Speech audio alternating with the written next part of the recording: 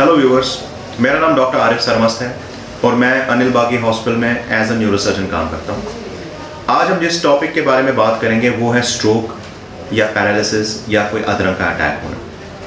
तो इसमें जो पेशेंट होता है उसको अचानक से या तो कोई उसकी बाह कमज़ोर हो जाती है, या उसका एक साइड कमज़ोर हो जाता है, या उसका मुंह टेढ़ा हो जाता है, या वो बोल नहीं पाता, उसकी जो स्पीच होती है, जो आवाज़ होती है वो सही नहीं होती है, जो वर्ड्स बनाता है वो सही नहीं होते।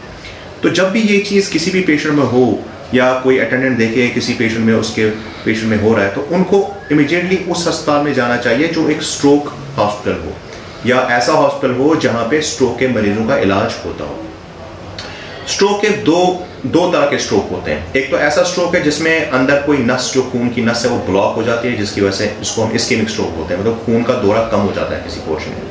तो उस स्ट्रोक में क्या हो जाता है कि उसमें 3 से 4 घंटे में अगर हम सीटी करें, उसमें लगे कि ये ब्लॉक हुआ है या कोई हेमरेज नहीं हुई है, तो उसमें हम ऐसा इंजेक्शन देते हैं जिससे वो अंदर जो क्लॉट होता है वो सारा डिजॉल्व हो जाता है। तो पेशेंट में जो सारे सिम्टम्स आए हैं जो मैंने अभी आपको बोले, तो वो सारे बहुत हद तक रिजॉल्व हो सकते हैं। लेकिन ये चीज़ तभी पॉसिबल है जब ये पेशेंट उस जगह जाए जहाँ पे ये चीज़ें ठीक होती हैं। सीटी है, वहाँ पे एक न्यूरोलॉजिस्ट है, एक न्यूरोसर्जन है। विदिन 4 घंटे, 4 से 4-4.5 घंटे के दरमियान ये पेशेंट अगर हॉस्पिटल के अंदर पहुँच जाता है तो उसमें हम ये जो थेरेपी होती है जिसे हम क्लॉट बस्टर बोलते हैं वो दे सकते हैं।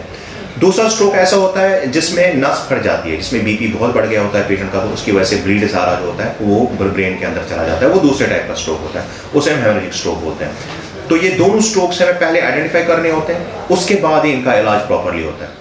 अनिल बागी हॉस्पिटल में जो मेजॉरिटी ऑफ द एम्पैनमेंट कंपनीज हैं, चाहे वो गवर्नमेंट की हो, चाहे वो प्राइवेट प्रीपेड इंश्योरेंस कंपनीज हो, वो सारी एम्पैनल्ड हैं, जैसे ECHS, जैसे रेलवेज, और जो प्राइवेट इंश्योरेंस कंपनीज हैं बड़ी बड़ी, वो भी सारी एम्पैनल्ड हैं।